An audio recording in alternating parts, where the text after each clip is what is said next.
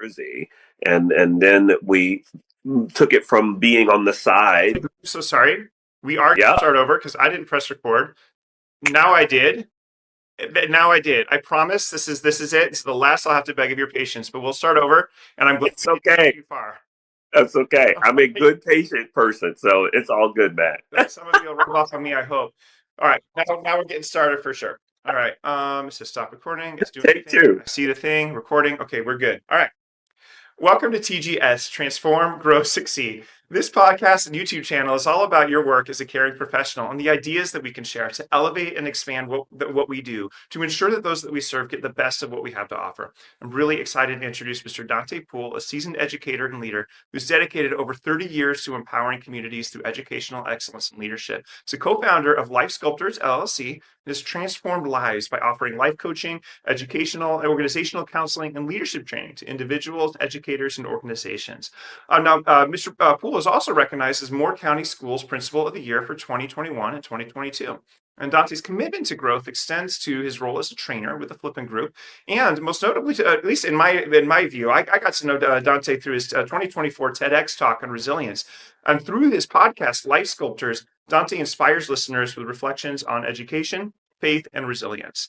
His leadership philosophy emphasizes collaboration, engagement, and empowerment is essential to fostering transformative learning environments, something that TGS would absolutely agree with, and folks who work with us absolutely know that to be true.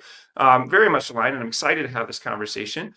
Dante holds a master's degree in counseling and continues to mentor future leaders while actively contributing to community initiatives throughout the country. Dante and his wife, Anissa, launched the Dream Builders Leadership Academy, which equips leaders to foster meaningful change. One of the things that I love about that is I think all of us leaders went into leadership hoping to foster meaningful change. That's right. And yet, I don't think we were exactly equipped to do that always in principal school. That's right. Dante and Anissa reside in North Carolina with their 4 sons. And you can connect with Dante at www.lifesculptures.org and at Dante@lifesculptures.org via email. And I would encourage you to check out Scoot and Newton books to find all about Scoot and Newton's grand adventures, which I hope we get to hear about in just a bit. So Dante, did I get all that right? You did. Only I don't know who Scoot Newton is. And that's okay. I'm not sure how that's got connected to me. You know what? I know how it got connected to you. It got connected because I did the cut and paste and not Lilo. But in any case, you should still check out Scoot Newton books. But that was from Meg Thompson. It was also great. Fantastic. Great work in behavioral therapy as well. That's however, right. We're going to talk about a different book in just a bit because I really want to get started with this interview just with you. If you could tell me a bit about yourself, Dante, and your journey from principal to Principal of the Year, to founder of Life Sculptors, and now, as I understand, the author of a new book as well that has nothing to do with Scoot Newton, but it's all good. But this is about, and I have a hunch it's going to line up very nicely just with this work on leadership and resilience. What's really neat is this is the essence of leadership, right? That you have a great plan, but it never goes the way you plan.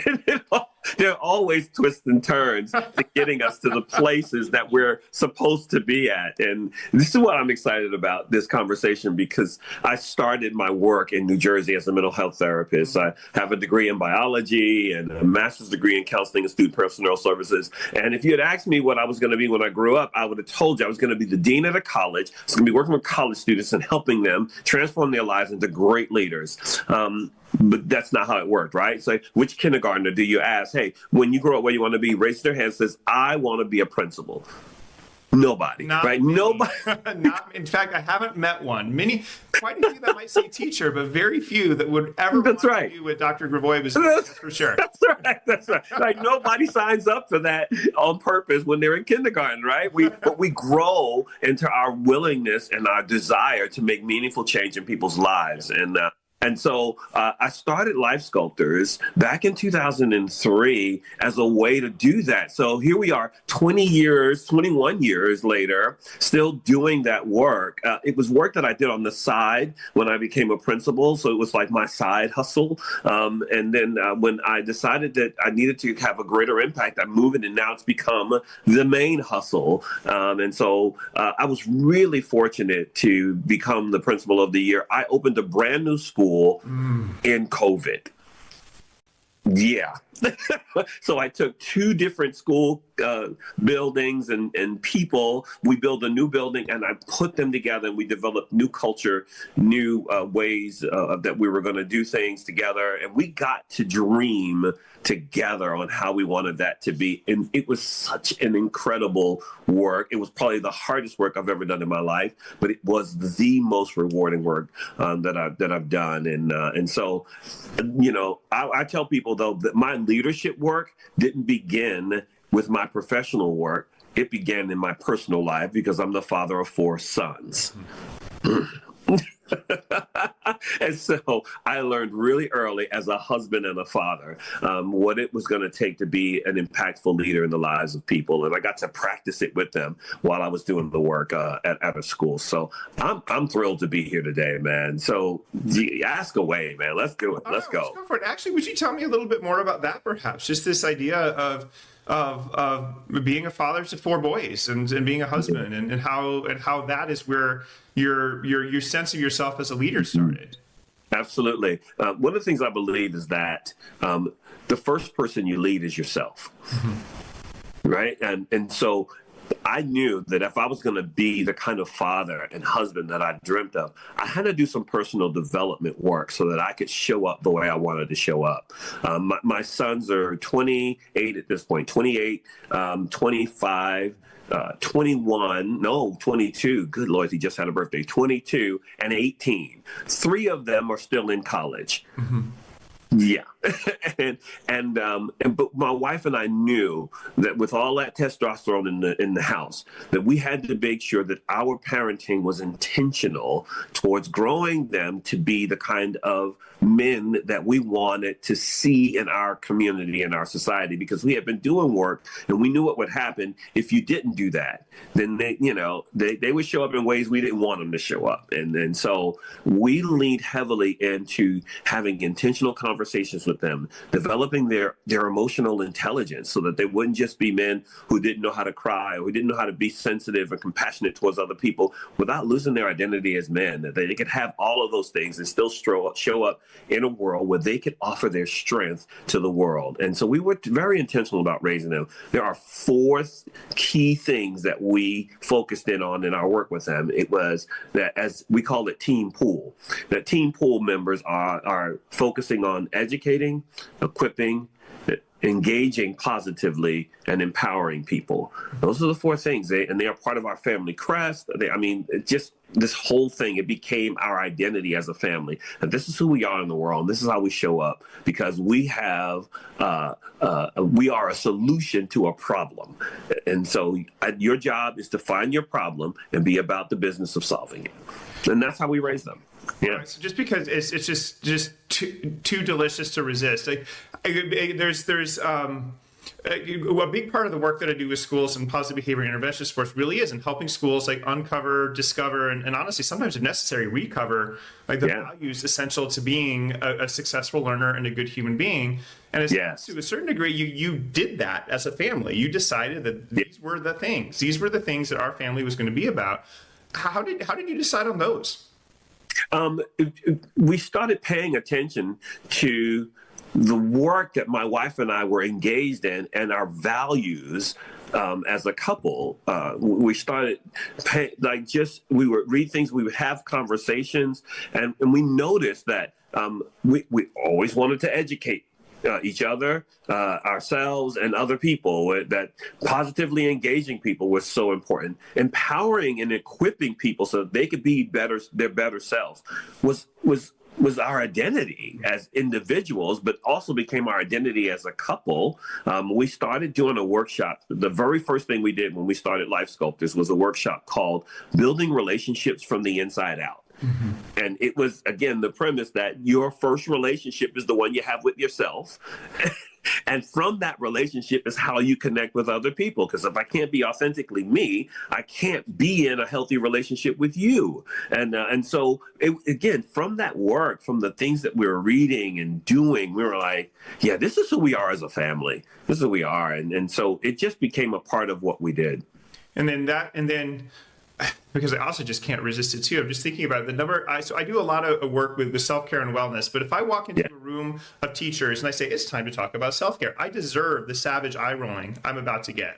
You absolutely do. Because it is just so dismissive and so disrespectful to assume that the reason why educators are feeling crispy right now is because they don't have enough stress management techniques. Like that's not it. That is simply not it, right? Not it. But what I often do talk about is I promise you, I will never lead you in a breathing exercise. I promise you, I am never going to tell you to drink more water. I have no idea what stretches are good for you or how much time you're supposed to spend at the gym. I don't even know if a latte is a good idea or not for you because I don't know you like that. But what we can do is think about this from what I say, from the inside out. That I got a few ideas, if you're willing to kind of walk with me through this, about how we might, figure out for ourselves what we need to do, because the first people we got to show up for is ourselves before we ever try to show up for anyone else. And absolutely, and that is, my goodness, we could talk about a lot of stuff, but I think what's really neat though is just how it's clear that you and Anissa are very intentional about raising your children, and it's clear that you were very intentional about uncovering your identity as a leader and what that meant. So how would you say that kind of crosswalked a bit? That you led yourself, you led your family, and then that equipped you at some point to lead a school. How do you see that crosswalk happening? I tell people I am the same every place that I am, right? And so when I was it started as me being a school counselor and my principals saying to me, you'd make a great principal one day. And I'm like, no. But what they were identifying were the qualities that make someone an effective and impactful leader. I was doing that through my work as a school counselor. I was not just impacting the students' lives, but I would do things with teachers. I would do things with parents. I would do things in the community that they were clear when they saw me doing those things, that I cared about people. I wanted them to show up as their best, and I wanted to help move barriers that got in the way of you being your best. And if I could do that with you and you showed up as your best, we were winning as a school. And so when they said, hey, they moved me to another school. So I went from a little small school, they were like 250 kids, to a much bigger school where they were like 640 kids. And my head was spinning because I was like, oh my gosh. But the same thing happened. As I found my footing, the principal said, you make a great principal one day. And so the state of North Carolina used some Race to the Top funds from the federal government to develop these principal training programs called leadership. It was called the Sands Hills Leadership SLA. I can't remember the A right now because it escapes me. But Academy, yes, the Sand Hills Leadership Academy. And the Sand Hills is the region I live in. And so there was like a Piedmont and for different parts of North Carolina. But all of them followed a similar formula in that we wanted to train principals to turn around schools. Not just go into regular schools that were doing well, but those schools that were struggling. What was the kind of leadership that needed to happen in those buildings to help turn it around? And I spent some time with an executive coach, being in class alongside a principal, learning how to do that work from the lens of turnaround, which meant that there had to be a level of resilience in that work in order for us to do it, because it is hard to turn a school around. It is so hard. It's so hard. And so it was from there. And I knew that I was the kind of person who was concerned about, again, removing barriers that got in the way of people becoming their best selves. And so how do we help this school become its best self for this community that it's serving? We removed the barriers, and I found ways to do that with my staff and with the people I serve. And so it's been a great journey. Well, let's poke around at that a little bit too, because that could be a lot of fun. Just this, teachers in schools that have been underperforming for a bit are often kind of used to it. We're kind of used to it, and the certain level of expectations that we see, the certain outcomes that we get, the system itself is honestly perfectly designed for it. It just is the way it is. But what's also untrue is it would also be untrue, at least in my view, it would be untrue to ascribe to any judgment at all to anybody who works in a school like that, some assumption that they themselves have chosen to make the school bad. And a lot of times, there are sometimes some ways that people kind of explain this turnaround concept as though, you know what, I'm going into this bad school, I'm going to turn around all these bad teachers and make them good. And there seems to be something really, really wrong with that way of thinking. And I'm wondering how you might kind of describe kind of where that thinking comes from and why it is. I think that people make judgments about and erroneous judgments about what they don't understand. It takes so much for a teacher in a high needs place to work there, to the investment that they have to make. When I interview teachers, I would tell them, if you're coming to a building like this, I need you to be willing to get dirty with the lives of the students you're going to serve, because they come with a lot of stuff. This is not your kid who's got all the things happening for them at home that you think they ought to have. And it doesn't mean those things aren't good, but they are very different. And the level of resilience of that kid it surpasses what I think you've ever imagined. And so you can't have low expectations of that kid. You have to have higher expectations of that kid. Some of the best teachers in the world are working at low performing schools because they are finding ways to meet the needs of some of the most challenging life problems that people can have and finding a way to educate that kid in spite of those things. And so for me, it's about shifting people's perspective because, again, what we were talking about earlier, where you work is not your identity. Right? Where you work is where you're serving. Yeah. And just because we're struggling to get people from where they are to where others think they ought to be, that doesn't mean we aren't being successful with them. Whether a kid passes a state test is not an indication as to whether or not they're going to be successful in their life. Hardly. Right? By any means. By any means, right? And so it's really about the culture of the building. How do we help develop a culture that, in spite of what a test score might say, that people still believe this is a great place to work and learn. And you know, I feel like I did that pretty successfully. That one of the things that we would do is we established what we were the Tigers, and we had a Tiger Declaration, and it was inspired by a TED Talk that I watched, and it talked about us every day. Kids would say, "I am somebody. I was somebody when I came. I'll be a better somebody when I leave. I'm responsible for the education I get here. I got things to do, people to impress, and places to go. I am powerful and I'm strong because I'm somebody." Every single day, we recited that during our morning announcements. And every single day, when there was an issue that came up in the building, we would remind kids that they're somebody and that they're responsible, that they got places to go and people to impress and things to do, right? That we're not just here because somebody said you have to come to school, but there's a greater thing coming to your life. And because we operated from that place, kids begin to believe it. There is nothing more powerful than me than to sit in the auditorium some days when we had assemblies and watch all 700 of those kids recite the Tiger Declaration. It would give you goosebumps. It was incredible. But it was also about creating a safe place for my teachers so that they could connect not just with students, but with each other and with me as their administrator. They needed a place where they were recognized as, in the words of one of my good friends, Mary, a human being, not a human doing. And then when you recognize that this is a human being doing this work and you start meeting the needs of that human being, then it frees them to meet the needs of the other human beings that they're serving. And so if you can't tell, I could talk about this all day long.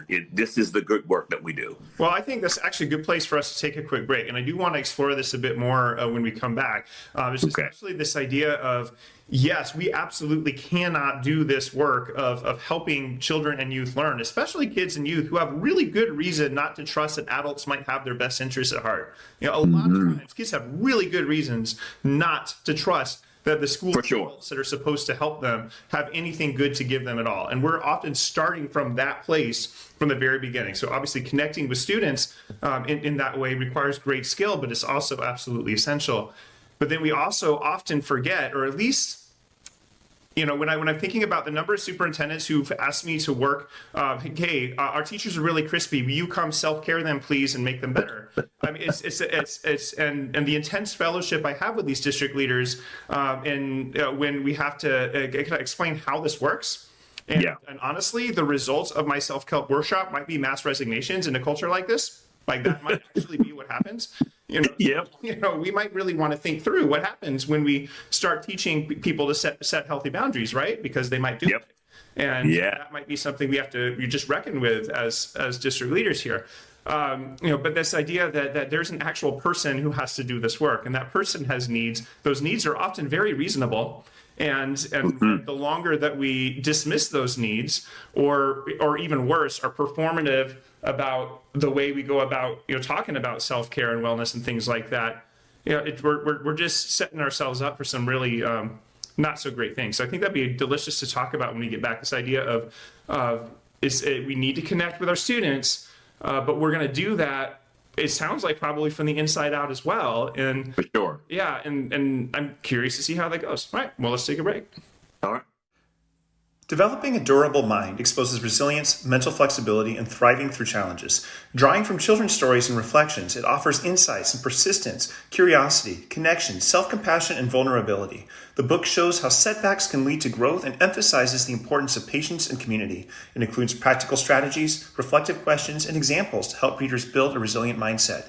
This book's aimed at leaders, professionals, and anyone seeking personal growth, and it equips readers to face adversity with strength and hope, embracing life's complexities and fostering a durable mind in a changing world. And I'll tell you what, it's a book that I am looking forward to reading, and I can't wait to get my hands on it when it comes out in March. It's definitely something I think is going to be great for our listeners.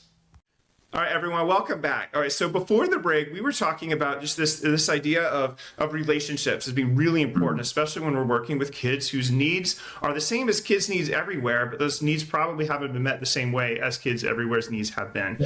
And so that connection being very, very important. But Dante, you were also talking about how it was not just important to you that the educators working in your building, the teachers, the parapros, all those great people working in your building, it wasn't just important to you that they were connecting well with students. You wanted to make sure that this place was safe for them to connect with you and to connect with each other. Yeah. Tell me more. Yeah. Well, if you talk to educators across the country, there are a couple of things they're going to tell you they want. Mm-hmm. They always want more time. Yep. Right? They was like, if I had more time to do the thing. Are they? They're not wrong for it either. No. And so they're like, if I can get some more time to do the thing I love to do, that would be amazing. But they also feel underappreciated for the things that they do. And so as a school leader, my job is like the teachers serve the students. I serve the teachers. Mm-hmm. And when you recognize that, then it's like, what would I do if this were my students and my students had needs? Mm-hmm. I would explore them. I would try to understand who they are, what's going on with them. I would lean into building a meaningful relationship with them so that we had the capacity to journey together to a better place for them. And then helping them to connect with each other, because there's a whole tribe of them in the building. They're teaching in their box, right? But they got to come out of that box and connect with each other because they're doing similar work together. And I'm telling you, we do better when we have a community of people that we can lean on who understand exactly what I'm going through every day because they're in the box next door to me doing the same work. Okay, so I'm gonna ask you something that maybe was a little spicier than I anticipated. Go for it. So there is this entity in schools throughout the country. It's been it's almost like education religion, this idea of a professional learning community, or PLC. Mm-hmm. So the whole idea and premise of PLCs was supposedly to do exactly that. Yes. However, when you take a look at the research into PLCs, it's very clear. School administrators think that PLCs are absolutely building community. Teachers, by and large, feel they're wasting their time. Yeah. And so I'm wondering, how do you see, like, what are the kinds of things that you did that are different than perhaps what most PLCs are saying that they're doing? And why do you think that you were more successful in that than perhaps, I don't even want to say, I can't say it. The PLC, I know. the popular PLC vendors are saying is going to do. Yeah. They would say, they would agree with you 100%. That we don't want isolated teachers. We want teachers working together in community. Isn't that the greatest thing in the world? Teachers say this isn't it. This isn't doing it. Where do you see the disconnect between your practices as a school leader and perhaps what the average superintendent leading a PLC initiative is trying to do? Well, I want to clarify that. One, I didn't always feel successful at it, but but I think what happened is that PLC becomes what all things at school becomes, and that is, it is centered around student performance. And so it is something that is data driven, that is us looking at where students are struggling. Did they learn it? How come they didn't learn it? What could we do differently? And so PLC became the place where teachers do that work. And teachers need those conversations, right? That's an important conversation. And teachers also need a space for them to just be with each other, to learn about each other, to connect with each other, to affirm the work that they're doing. They're really good about taking care of each other if you give them the environment to do that. One of the teachers that I was talking to, as a matter of fact, several of them over the last couple of days was saying to me, like, one of the game changers for them is just the way the administrator considers the schedule and the duties. And providing, the one teacher's like, I watch recess for a week and then I don't have to do it for another week. I was like, yes, right? And sometimes that's a personnel issue, right? Yeah. Sometimes we don't have enough people to make that happen the way that we would love for it to happen. So I get why some administrators don't do that. But thinking creatively with your teachers to determine a way to fill that need for them so that they're getting time, but they're also getting this affirmation of what they're doing well and how they're doing well is incredibly important. Celebrating them, finding a way during every meeting to celebrate the good that is happening. We begin every conversation with what we call good things. And it's come out of the work that we did with Capturing Kids' Hearts, which is the work I do now as a trainer with the Flipping Group. And we travel the country teaching teachers how to build relational capacity with each other and with their students. And one of the ways we do that is with good things. We spend a lot of time on the internet, on social media, on television and podcasts. We are good at highlighting the things that are not well. We are highly skilled at identifying this is terrible. I hate this, right? But then when you ask someone, hey, tell me something good, they go, wait, you want to hear something good? Wait, and then they got to think about it, search for it. They're clamoring around trying to find the thing. It's like so much good is happening every single day at school in everyone's lives. And we are not capturing it well because we're so bogged down with being culturized to think about the negative. And there is good that can happen. And if we can infuse that into the things that we're doing, we begin to lift the cloud of heaviness from around this field of education and say, you know what? We are doing good things with kids. Like, those kids got to school safely and they have a safe place to be who they are, to grow into highly effective people that are going to change the world. I always told teachers, listen, the cure for something, the solution to something is sitting in front of you. And we got to find a way for you to become that kid's favorite teacher. Because what do we know about our favorite teachers? They made us feel safe. And they made their teaching relevant for us. Like, I took something away from what you were doing with me in the time that I was with you that helped me be a better person, that helped me get a building block for the next thing in my life. And I appreciate you for that. I want to be somebody's favorite teacher all the time. That's what I'm after. I want to be a teacher's favorite principal. I want to be, if I'm doing a workshop, I want to be their favorite presenter. I want to do something that adds value to their life. And what adds value to our life is relationships. Relationships are the network of life, but they're also the net worth of life. It is the place where we gain the greatest value. It is in relationship, because nothing happens without relationship. Yeah.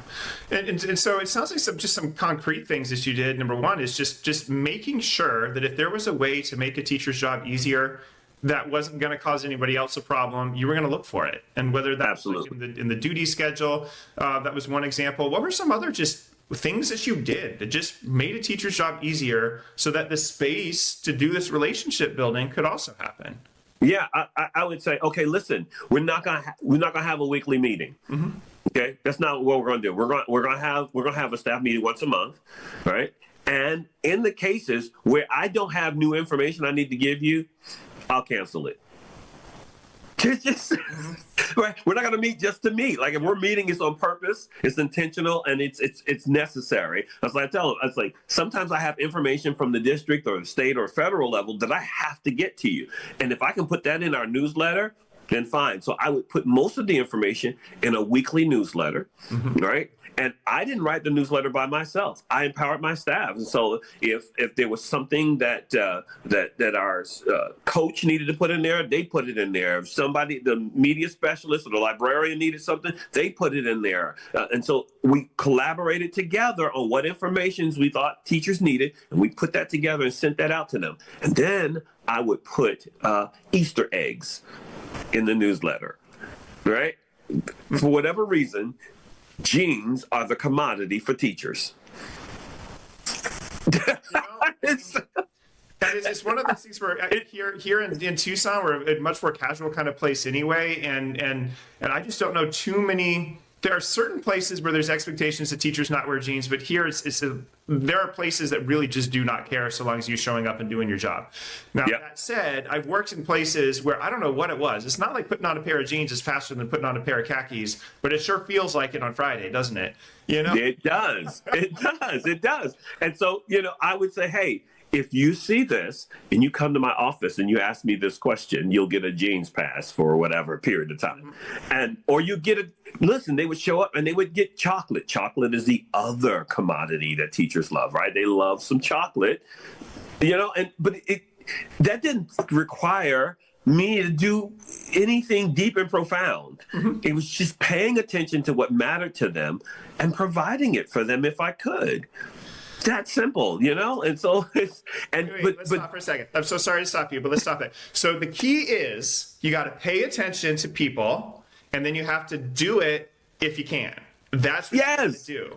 And then, so Dante, I'm just going to ask you a spicy question. So, because very often, sometimes we get into these roles as leaders, and then we look like this, and we look like this, and we look around, and we realize that's actually kind of rare. Yeah. Kind of rare. And I don't believe that the principals that I work with are saying, you know what I want to do is really make my teachers' lives worse. I'm going to do everything I can to be as curmudgeonly as I can get because it's fun for me to be mean to people. Now, I've met a toxic person or two in my career. I'm not saying they don't exist. But by and large, none of us are like that. But systemically, we're kind of trained to be, it seems. And I'm wondering, what did it take for you to kind of know that no, I'm not that. I'm not about that. And I'm gonna do this anyway. Because I'll bet you that this is so simple. Pay attention and do it if you can. It's not genius, it's not rocket science. It's called just being a good person, really, right? It's less common to experience that in most places that I work with until I explicitly help people learn it.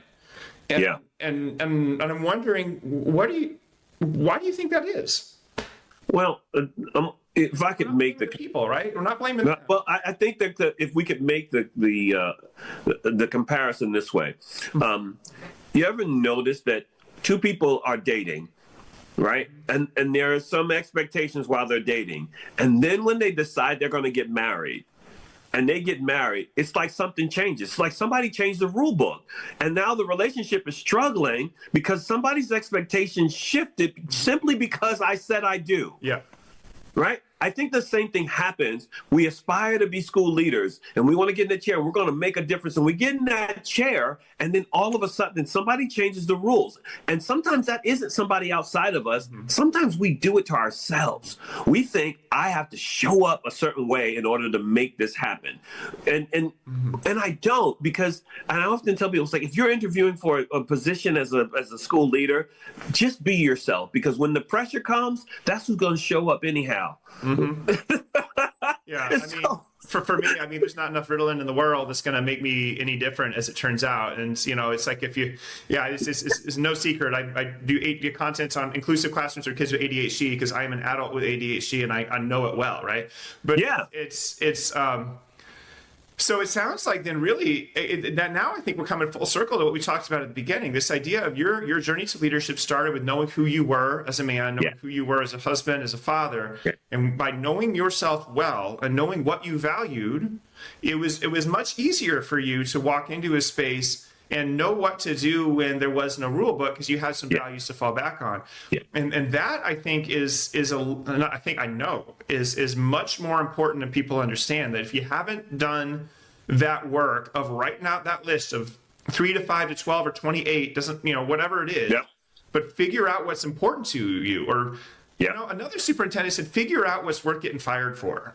Yes, I call those standards, right? I know that we use that word when we talk about teaching standards, but I'm telling you, they are standards in our life. Yeah, I have some things I value, of course, but what helps me to make a decision about whether or not it's a hill I'm willing to die on is I have some standards, like this is it for me. I don't care what anybody says. This is what it is for me. And this is how I'm showing up when the pressure's on, when it's off, when it's a good day, when it's a challenging day, when there are 10,000 people in the building, when there are 5 people in the building. This is my standard. And if I can establish what my standard is and let that be the basis upon which I stand and which I make decisions, on which I exist in my relationships with other people, then I become predictable. Now, we like it predictable because predictability, again, gives us a sense of security in relationships. I know what I'm getting from you. I don't have to guess. You're not one person today, another person tomorrow. You're consistent. Yep. Whatever that consistent. Sometimes you're consistently a little off, but at least it's consistent. I know what that's going to be, right? And so when we provide that kind of stability, intellectually, psychologically, emotionally, relationally, socially, culturally, man, we can do some amazing things together because we know what's expected. It's communicated clearly. We understand it. I can lean into that as a teacher. It's like, I may not always agree, but I know what that is, and I know how to get there. And I know the leader in the building is someone who cares about me. I always tell my teachers, family first. If your family calls and says, oh my gosh, we need you, you're packing up your stuff and you're going to meet them because you're going to get some more kids to teach, but you aren't going to get another family. Yeah. And so go take care of that first, and then we'll figure this out. We'll figure it out. Those kids are not going to die. They may not get the greatest education that day because you believe that you're the best for them. And that's okay. I'm going to let you believe that. And that's great. Go on. 79 other days. Absolutely. Yeah. Absolutely. We're going to get back to you being great in front of them when you have settled that, because if you don't, then you're not showing up as your best and you're not going to give them your best. And then you're going to be disappointed. Yeah. And just thinking about that too, is that I don't know a lot of principals that wouldn't want to do that. And there's a lot of times that depending on where you work, one of the things that I think a lot of times we discover when we step into that role is that, wow, we actually have a lot more bosses than we thought we did.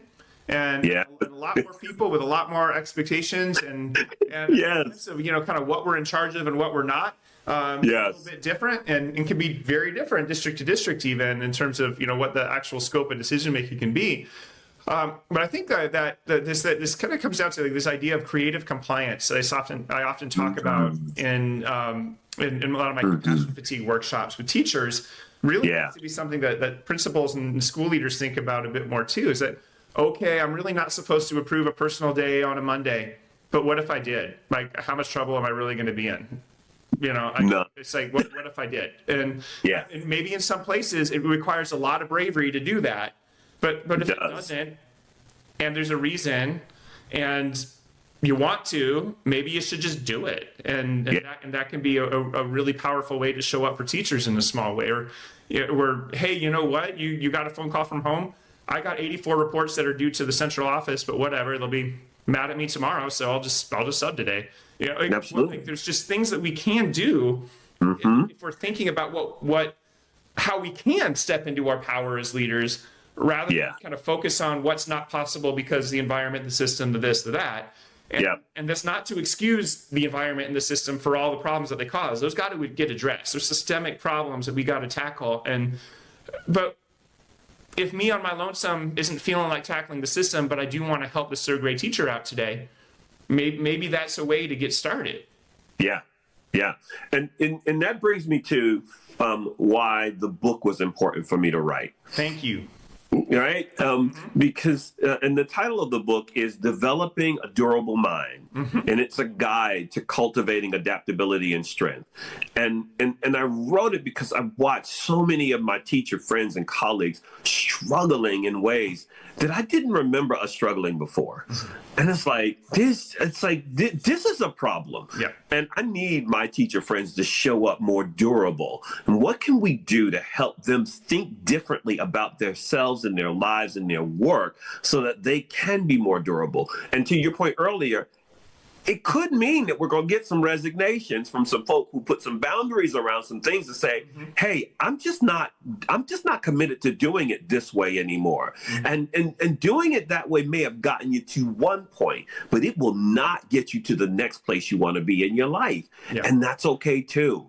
That's okay. And so we have to change the way we think about ourselves and our lives and our work in order to get to a better place. We can't, in the old adage, keep doing the same thing over and over again and expecting a different result. It just doesn't work. It doesn't work. And so making the investment in yourself so that you can figure out, how do I show up when stress comes? How do I show up when pressure comes in my life, when challenge comes? And do I have tools to help me to deal with those things so that I'm showing up in the way that I want to show up? Who doesn't want to show up strong? Right? Who doesn't want to show up this durable? I don't know very many people who would say, nah, I'm okay. Like most folk, we want to show up being able to handle what's in front of us, what's happening around us. And sometimes what's happening, I don't say to us, things happen for us. All right. And so when it's happening for me in my own life, how do I show up and how do I develop strength so that I can endure what's happening, maintain my standards, and move forward into something better? So I want to channel some of my favorite professionally sassy teachers right now for just a moment. Okay, so you're saying this extra student that showed up at the middle of the day in March is happening for me and not to me? Feels like it's happening to me because I didn't decide this. I have 32 students now. I got 33. My paraprofessional quit yesterday. Happening. That's right.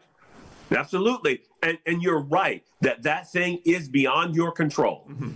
But what you can control is the way you process that. Fair enough. Right? And you gave me the feedback that this is unacceptable, that I get 35,000 kids in my classroom. You're right. It's unacceptable. At this point, I don't know what else to do because the person next to you has 30,001. And so we're going to deal with what this is right now. And then together, let's get together with some teachers and come up with a plan on how we can deal with this more efficiently and more effectively as it continues to happen, because we know it's coming again. Because tomorrow is going to be 36, and that's how it goes. Absolutely. So, absolutely. That's a good place to take a break. And when we come back, I want to talk about just this resource for becoming durable and just like what what it is that you're seeing that makes it so clear that we need this. So let's go take one more break, and when we come back, let's talk about being durable. All right. I think Dante Poole said it best. School leaders need to pay attention to staff needs and take action if we want schools where teachers feel safe to do their jobs effectively. It's not enough to say we support teachers. Support looks like listening, removing barriers, and making sure teachers have what they need to do their best work. So here's the question. What's one thing your school or district is doing right now to support staff in a meaningful way? And it better not be Jean's Day and a pizza party. Drop your answers in the comments. I'd love to highlight some great examples in an upcoming episode. All right, everyone. Well, welcome back. I'm just very excited. Now, in addition to being just an amazing school leader, and just very much aligned to just the concrete practices of what it means to actually engage in collective care. I mean, self-care will get us so far, but our self-care is not going to self-care our way out of an unhealthy work environment. What we got to do here, like, there's no amount of lattes or Jeans days that is going to change just a toxic system. So of collective care and the concrete ways in which we can do that as a school leader has just been really powerful. But I'm also just really curious to know a bit more about your book is coming out in March. It's a Developing a Durable Mind. And my goodness, that sounds real. I'm just not meeting a lot of educators that are feeling fresh as daisies. I'm meeting them. And I am meeting even some schools that are getting kind of close to the fresh as daisies kind of. But what they're doing is a lot of what you've talked about. They've invested a lot of time in building positive connections with students. They are creating all kinds of spaces for positive connections with each other. They are doubling down on relationships at a time when everybody says, oh, this is warm, fuzzy nonsense. However, they would also tell you that we're not going to get to any learning if we don't attend to this first. So I'm wondering, tell me about basically what is developing a durable mind about, and why now? Yeah.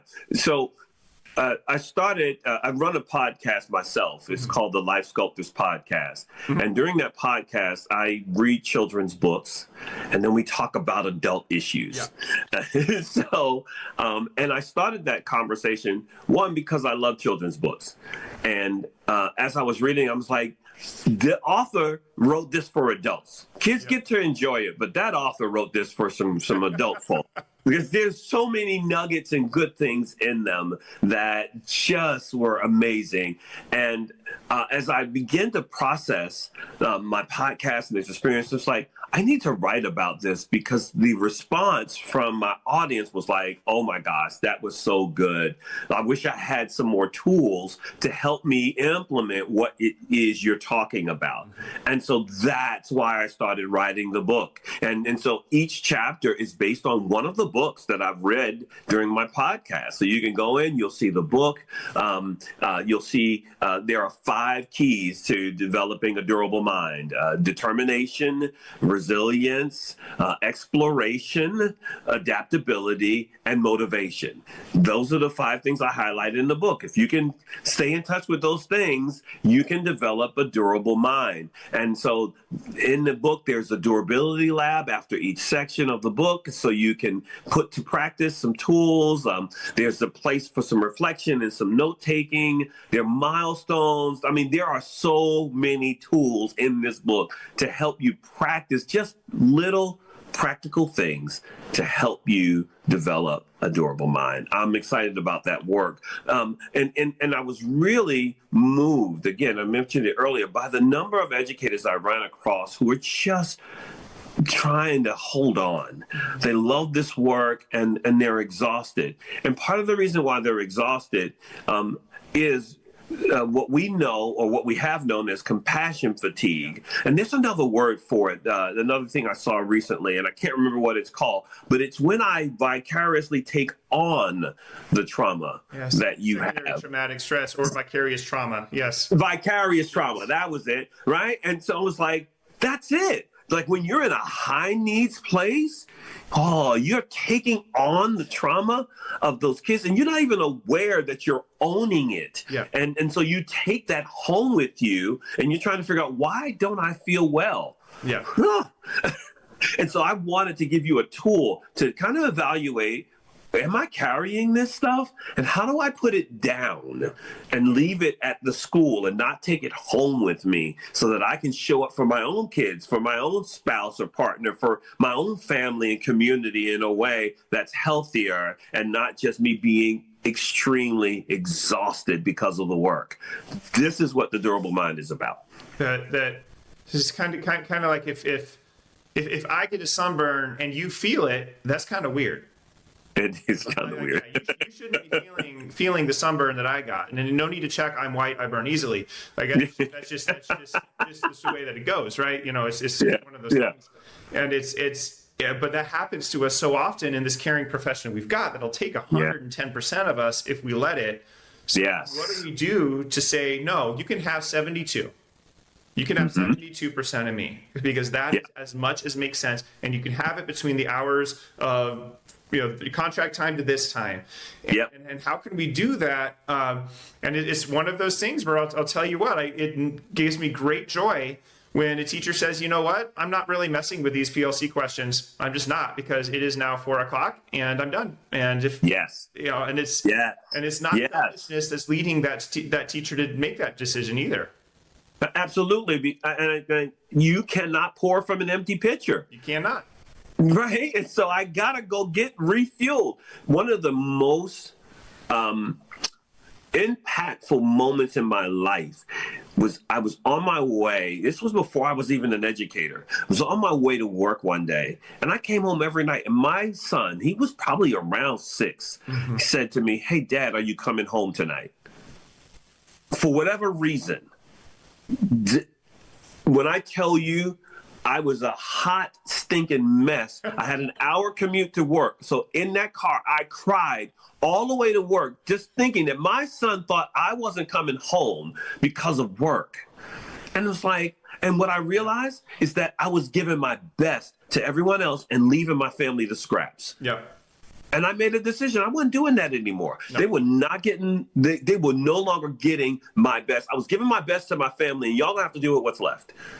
Yeah, exactly. And so to your point, I would give them the 70%, and I was keeping 30%. I was reserving something so that I could give my best to the people I cared about the most. Exactly. Right? The people who were going to be there long after, because, right, you could fire me, you'll find a replacement. Yeah. But my son wasn't going to find a replacement dad. My wife wasn't going to find a replacement husband. I mean, they needed me to be the best that I could be for them. And that's how I made the decision. I was going to show up for them and give them my best.